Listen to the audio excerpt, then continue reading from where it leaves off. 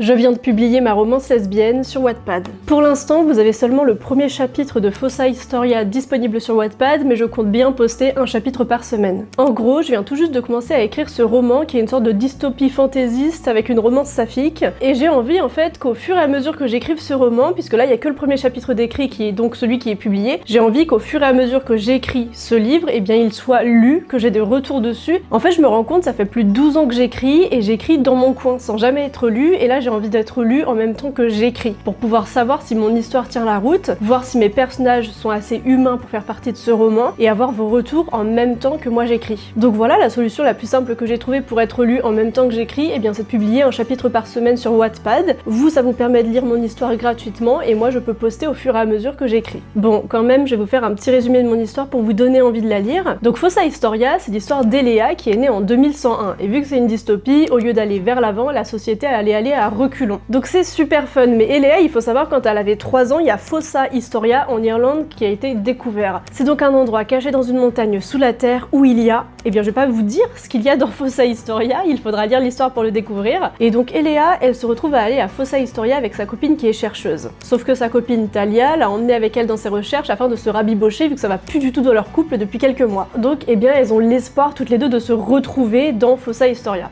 Voilà, là moi je suis trop contente parce que ça va être la première fois qu'un de mes romans de fiction va être lu, et aussi c'est trop intéressant puisque vous allez pouvoir lire la première version non manuscrit. Donc voilà, dites-moi ce que vous pensez de mon histoire, moi je suis trop heureuse d'enfin avoir publié le premier chapitre, et on se retrouve la semaine prochaine pour le chapitre 2. Mais qu'est-ce qui va arriver à Elea dans Fossa Historia?